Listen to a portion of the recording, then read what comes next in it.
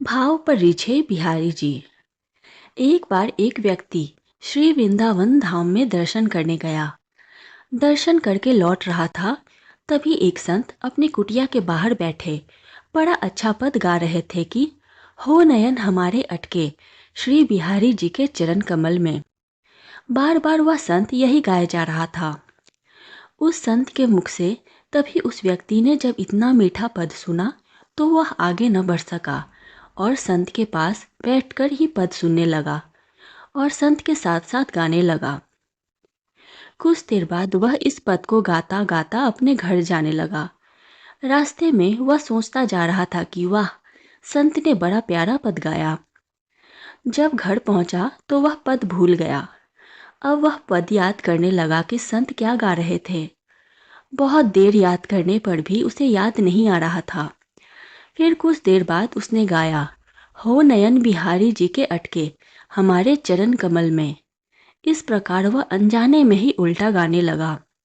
उसे गाना यह था, नयन हमारे अटके बिहारी जी के चरण कमल में, अर्थात बिहारी जी के चरण कमल इतने प्यारे हैं कि नज़र उनके चरणों से हटती ही नहीं है। नयन मानो वहीं अटक के रह गई है। पर वह गा रहा था कि बिहारी जी के नयन हमारे चरणों में अटक गए।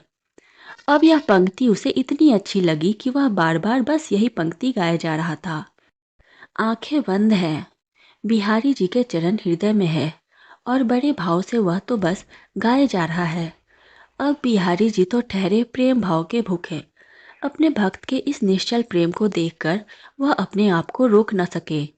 बहुत समय तक वो जब वह गाता रहा तो अचानक क्या देखता है, सामने साक्षात बिहारी जी खड़े हैं और उसे प्रेम से निहार रहे हैं। उसे अपने नेत्रों पर विश्वास न हुआ। वह झट से उनके चरणों में गिर पड़ा और इस प्रकार प्रेम की एक पंक्ति ने भगवान और भक्त दोनों को मिला दिया। वास्तव में बिहारी जी ने उसके शब्दों की भाषा सुनी ही नहीं, क्योंकि बिहारी जी तो शब्दों की भाषा जानते ही नहीं हैं।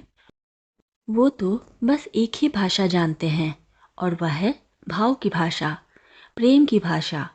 भले ही उस भक्त ने उल्टा गाया, पर बिहारी जी ने उसके भाव देखे कि वास्तव में यह गाना तो सही चाहता है, परंतु शब्द उल्टे हो गए।